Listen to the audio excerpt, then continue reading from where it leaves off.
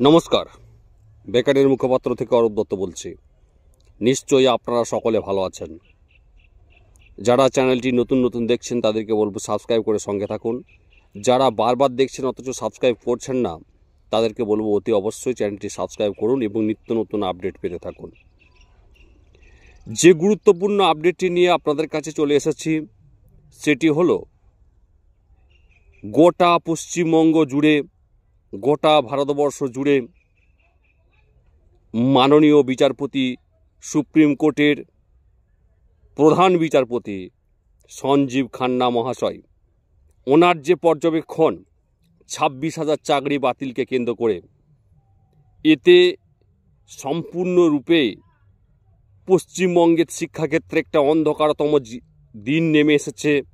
শুধুমাত্র স্কুলগুলোকে বলবো না, সেটা স্কুলের ক্ষেত্রে হতে পারে, সেটা 26,000 চাকরি যে বাতিল হতে পারে সেটা কিন্তু এক প্রকার সোশ্যাল মিডিয়া এবং পর্যবেক্ষণ মাননীয় বিচারপতি এবং বিভিন্ন আইনজীবীদের মাধ্যমে যে কথা উঠে আসছে এবং রাজনৈতিক বিশ্লেষকদের যে চিন্তাধারা উঠে আসছে তাতে করে বোঝা যাচ্ছে চাকরি কিন্তু বাতিল হয়ে যাওয়ার সম্ভাবনা প্রবল।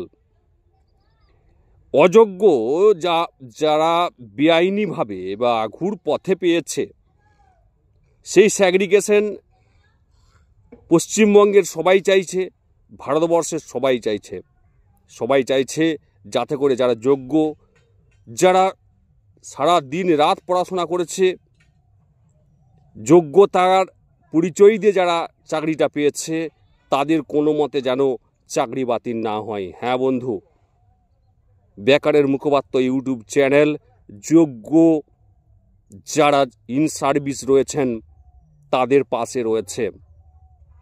আমি মর্মাহত, আমি লজ্জিত, আমি সমব্যথী।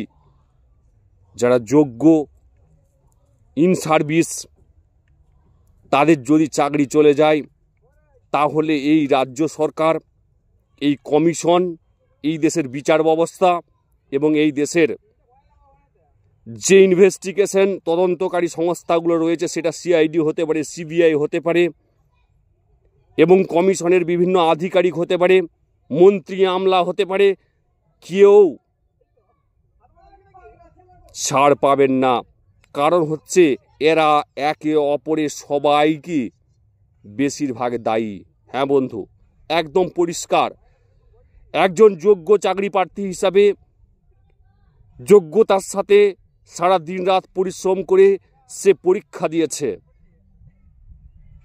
সে ইন্টারভিউ দিয়েছে, সেই স্কুলে 7 বছর চাকরি করছে, তার বাড়িতে 8জন 10জন ফ্যামিলি মেম্বার রয়েছে, তার উপর নির্ভর করে রয়েছে। তাহলে সেই যোগ্য চাকরি প্রার্থীকে ওএমআর সিটটা সংরক্ষণ করতে যাবে? যদি সিস্টেমেটিক ফ্রড হয়, যদি এটা কমিশনের গলদ হয়, তাহলে একজন যোগ্য ইন সার্ভিস তার যদি চাকরি চলে যায়, এটা চরম বেআইনি। এরপরে আপনারা প্রশ্ন করবেন স্যাগ্রিগেশনটা করবে কে, স্যাগ্রিগেশনটা হবে কিভাবে? আরে স্যাগ্রিগেশন হবে কিভাবে, করবে কে? এটা কি একজন যোগ্য ইন সার্ভিসের কাজ নাকি? যোগ্যতা দিয়ে সে পরীক্ষা দিয়েছে, ইন্টারভিউ দিয়েছে, সে প্রসেসে এসে হাই স্কুলে শিক্ষকতা করছে, দায়টা কি তার? আজকে তার পারিবারিক সম্মান, তার সম্মান, সে যদি মৃত্যু মুখে যদি পতিত হয়, কোনো বিপজ্জনক ঘটনা ঘটে, তাহলে কিন্তু এই সরকার, এই কমিশন এবং এই এন্টায়ার প্রসেস প্রত্যেকেই দায়ী থাকবে। বিচার ব্যবস্থায় যখন কোনো একটা কারণে যখন কাউকে দোষী সাব্যস্ত করা হয়, উপযুক্ত প্রমাণ ছাড়া দোষী সাব্যস্ত করা যায় না। তাতে করে আপনারা দেখতে পাচ্ছেন যে সিবিআই, ইডি ইনভেস্টিগেশন করার পরও যারা চাকরি দুর্নীতিতে জেলে গিয়েছিলেন, বিভিন্ন অপরাধী কেসে যারা জেলে গিয়েছিলেন তারা সবাই সুপ্রিম কোর্ট থেকে হাইকোর্ট থেকে ছাড়া পাচ্ছেন। তাহলে এই যারা ইন সার্ভিস, যারা 7টা বছর চাকরি করেছে যোগ্যতার সাথে, যারা পড়াশোনা করেছে, তারা আজকের দিনে দাঁড়িয়ে যদি দেখে যে তাদের সামনের দিকটা অন্ধকার, শুধু অন্ধকার, তাদের চাকরি নিমেষে বাতিল হয়ে যাবে, এটা কি মামা বাড়ির আবদার নাকি? এটা ছ্যাবলামি হয়েছে। যারা চাকরি দিয়েছে তারা বলছে সেগ্রিগেশন করতে পারবো না।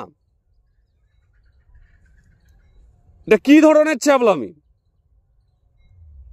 একটা রাজ্য সরকার চলছে, একটা স্কুল সার্ভিস কমিশন যাদেরকে পরীক্ষা নিয়েছে, নিয়োগ দিয়েছে, ইন্টারভিউ নিয়েছে, বলছে কে যোগ্য কে অযোগ্য আমরা আজ বিচার করতে পারবো না। আর সিবিআই ইনভেস্টিগেশন চলছে, আর বেনিফিট অফ দ্য ডাউট দিন। তাহলে আপনি এক কাজ করুন, 26,000কেও নিয়োগ দিন, আর যারা বসে আছে তাদেরকেও নিয়োগ দিন, ওয়েটিং যারা রয়েছে। এই যে ছল চাতুরি চলছে না, এই সিস্টেমেটিক ছল চাতুরি চলছে, এটা ফাজলামির সীমা আছে। যারা যোগ্য ইন সার্ভিস তাদের কথাটা ভাবুন আপনারা সবাই। কি হয়েছে? আপনি বলছেন আমরা যোগ্য, যারা অযোগ্য তাদের বাজ বিচার করতে পারবো না। তো যারা বাজ বিচার করতে পারবে না বলছে তাদেরকে তাহলে চাকরি থেকে বরখাস্ত করুন, তাদেরকে আগে করুন। যারা বলছে যে আমরা যোগ্য অযোগ্য সেগ্রিগেশন করতে ব্যর্থ, এই এন্টায়ার যারা আধিকারিক জড়িত রয়েছে তাদেরকে যাবজ্জীবন সাজা হোক, তাদের চাকরি থেকে বরখাস্ত করুন, তবে আগে 26,000 চাকরি বাতিলটা করবেন। খুব সহজ ব্যাপার না। 26,000 চাকরিটা বাতিল করে দেব, আর যারা এই এন্টার প্রসেসে জড়িত তারা চাকরিটা করে যাবে। এটা কোন দেশি আইন ব্যবস্থা? একটা দেশের সরকার রয়েছে, কমিশন রয়েছে, বিচার ব্যবস্থা রয়েছে, সিবিআই সিআইডি রয়েছে, তদন্তকারী সংস্থা রয়েছে। তারপরেও তারা যদি যোগ্য অযোগ্য বাজ বিচার করতে না পারে, একজন যোগ্য ইন সার্ভিসে যদি চাকরি চলে যায়, তাহলে এরপরে এই ছেলে মেয়েগুলো যদি রাস্তায় নেমে নিজেদের জীবনগুলো শেষ করে দেয়, এর দায়ভারটা নেবে কে? যেটা ত্রিপুরা রাজ্যে হয়েছিল। তাই যারা শুভবুদ্ধি সম্পন্ন মানুষ রয়েছেন এই বাংলায়, তাদেরকে বলবো রাস্তায় নামুন, যোগ্য ইন সার্ভিস একটাও যেন বাদ না যায়।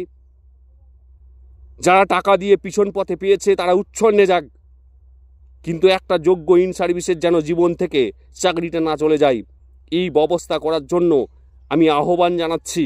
যে যারা রাজ্যের শুভবুদ্ধি সম্পন্ন মানুষ রয়েছেন, সেটা বিচার ব্যবস্থায় হতে পারে, সেটা বুদ্ধিজীবী হতে পারে, সেটা শিক্ষক অধ্যাপক হতে পারে, তারা সবাই মুখ খুলুন এবং রাস্তায় নামুন।